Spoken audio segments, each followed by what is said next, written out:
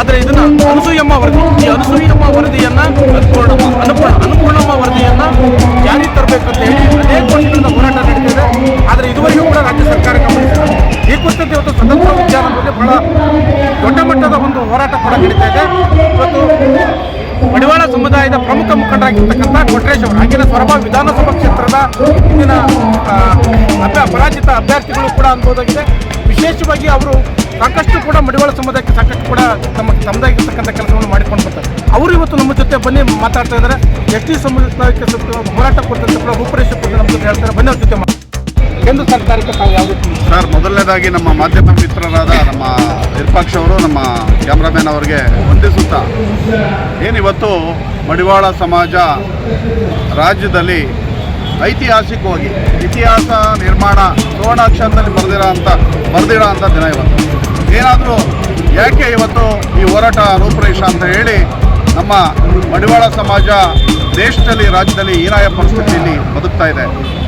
ಏನು ಹೀನಾಯ ಪರಿಸ್ಥಿತಿ? ಕಟ್ಟಕಡೆಯ ಮಡಿವಾಳನು ರಾಜ್ಯದ ಉದ್ದಗಲಕ್ಕೂ 224 ಕ್ಷೇತ್ರದಲ್ಲೂ ಕಟ್ಟಕಡೆ ಹಳ್ಳಿಲೂ ಒಂದು ಹಳ್ಳಿನಲ್ಲಿ 2 ಜನ 3 ಮನೆ 16 ಜನ ವಾಸ ಮಾಡಿಕೊಂಡು ನಮ್ಮ ಭೇದ ಭಾವ ಇಲ್ಲದೆ ಎಲ್ಲ ಸಮಾಜದ ಜನರ ಬಟ್ಟೆ ತೊಳೆಯುವ ಮುಖಾಂತರ ಅವರಿಗೆ ಒಂದು ಸಹಕಾರ ಮಾಡೋ ಮುಖಾಂತರ ಇವತ್ತಿನ ಏನು ಒಂದು ಸಮಾಜದ ಈ ಅನಿಷ್ಟ ಜಾತಿ ಪದ್ಧತಿ ನಡುವೆ ಅವರಿಗೆ ಸೇವೆ ಮಾಡ್ಕೊಂಡು ಯಾವುದಾದ್ರು ಜಾತಿ ಇದ್ದರೆ ಅದು ಮಡಿವಾಳ ಸಮಾಜ. ಏನಿವತ್ತು ಹೀನಾಯವಾಗಿ ಇರೋ ಅಂಥ ಈ ಸಮಾಜನ ಸ್ವಾತಂತ್ರ್ಯ ಬಂದ ನಮ್ಮ ಮೈಸೂರು ರಾಜರು ನಮಗೆ ಮೀಸಲಾತಿ ಮಾಡಬೇಕು ಅಂತ ಹೇಳಿ ಮಿಲ್ಲರ್ ಆಯೋಗನ ರಚನೆ ಮಾಡಿ ಅವಾಗಿಂದಲೂ ಮೀಸಲಾತಿ ಮಾಡಿ ಇವತ್ತಿಂದಲ್ಲ ಇವತ್ತು ನಮ್ಮ ಬೇಡಿಕೆ. ಸ್ವಾತಂತ್ರ್ಯ ಪೂರ್ವದ 1919ರಲ್ಲಿ ಮಿಲ್ಲರ್ ಆಯೋಗ ಮಾಡೋಂಥ ಮೈಸೂರು ಮಹಾರಾಜರ ಕಾಲದಿಂದಲೂ ಈ ಜಾತಿನ ಪರಿಶಿಷ್ಟ ಜಾತಿ ಮಾಡಿ ಮಲ ಹೊರುವನು ಪರಿಶಿಷ್ಟ ಜಾತಿ ಆದಮೇಲೆ ಮಲ ತೊಳೆಯುವನು, ಮಲ ಕೀವು ರಕ್ತ ತೊಳೆಯುವನು ಯಾಕೆ ಆಗಬಾರ್ದು ಅಂತೇಳಿ ರಾಜರು ಅವತ್ತು ಒಂದು ಕಟ್ಟಾಜ್ಞೆ ಮಾಡಿ ಈ ಜಾತಿಗೆ ಮಾಡಿ ಅಂತ ಹೇಳಿ ಪ್ರಯತ್ನ ಮಾಡಿದಂಥ ದಿನದಿಂದಲೂ ನಮ್ಮ ಹೋರಾಟ ಬಂಧುಗಳೇ.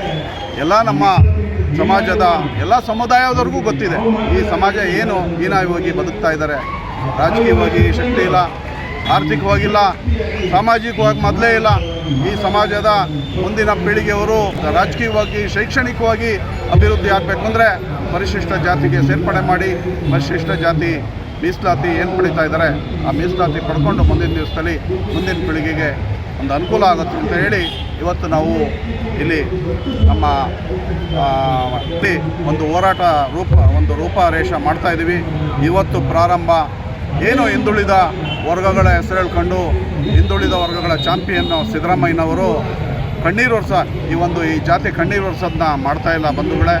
ಮೊದಲನೇ ಬಾರಿ ಇದೇನು ಇವತ್ತಿಂದಲ್ಲ ನಮ್ಮ ಸಮಾವೇಶ, 16 ವರ್ಷದಿಂದಲೂ ಸಮಾವೇಶಗಳನ್ನ ಮಾಡಿಕೊಂಡು ಅವ್ರನ್ನ ಕರೆದು ರಾಜಕೀಯ ನಾಯಕರಿಗೆ ನಮ್ಮ ಹಕ್ಕನ್ನ ಅವ್ರಿಗೆ ಕೊಟ್ಟರೆ ಮಾಡಿ ಸ್ವಾಮಿ ಅಂತ ಹೇಳಿ ಬರೀ ಮೊಸಳೆ ಕಣ್ಣೀರನ್ನ ಹಾಕ್ತಾ ಇದ್ದಾರೆ ವಿನ ಇವತ್ತವರೆಗೂ ಏನಾದರೂ ಮುಖ್ಯಮಂತ್ರಿಗೆ ದಕ್ಕಿದ ವರ್ಗಗಳು ಬೇಕು. ಹಿಂದುಳಿದ ವರ್ಗದ ನಾಯಕ, ಹಿಂದುಳಿದ ವರ್ಗದ ಚಾಂಪಿಯನನ್ನು ಸಿದ್ದರಾಮಯ್ಯನವರು ಈ ಕೂಡಲೇ ಇವಾಗ ಕೆಲವೇ ಒಂದು ಟೈಮಲ್ಲಿ ನಮ್ಮ ಸಚಿವರು ಬರ್ತಾ ಇದ್ದಾರೆ. ಆ ಸಚಿವರ ಮುಖಾಂತರ ಕ್ಯಾಬಿನೆಟ್ಟಿಗೆ ನಮ್ಮ ಏನು ಧೂಳು ತಿಂತಾ ಇದೆ ಸಮಾಜ ಕಲ್ಯಾಣ ಇಲಾಖೆಯಲ್ಲಿ ಈ ಅನ್ನಪೂರ್ಣಮ್ಮ ವರದಿ ಮಡಿವಾಳರ ಜಾತಿ ಪರಿಶಿಷ್ಟ ಜಾತಿ ಸೇರ್ಪಡೆ ಮಾಡಬೇಕು ಅಂತ ವರದಿ ಇದೆ. ಅದನ್ನು ವರದಿನ ಮಂಡಿಸಿ ಈ ಕೂಡಲೇ ಕೇಂದ್ರ ಸರ್ಕಾರಕ್ಕೆ ಕಳಿಸಿದ್ರೆ ನಾವು ಕೈಯ ಕಾಲ ಹಿಡ್ಕೊಂಡು ಈ ದೇಶದ ಪ್ರಧಾನಿಯಾದ ಹಿಂದುಳಿದ ವರ್ಗದ ನಾಯಕರಾದ ಮೋದಿಜಿಯವ್ರಿಗೆ ಪಾದಯಾತ್ರೆನೋ ರೈಲಲ್ಲೋ ಬಸ್ಸಲ್ಲೋ ಹೋಗಿ ಅವ್ರನ್ನ ಕೇಳಿಕೊಂಡು ಅದನ್ನು ಮಾಡಿ ಸ್ವಾಮಿ ಅಂತ ಹೇಳಿ 18 ರಾಜ್ಯದಲ್ಲಿ ಮಾಡಿದ್ದೀರಾ.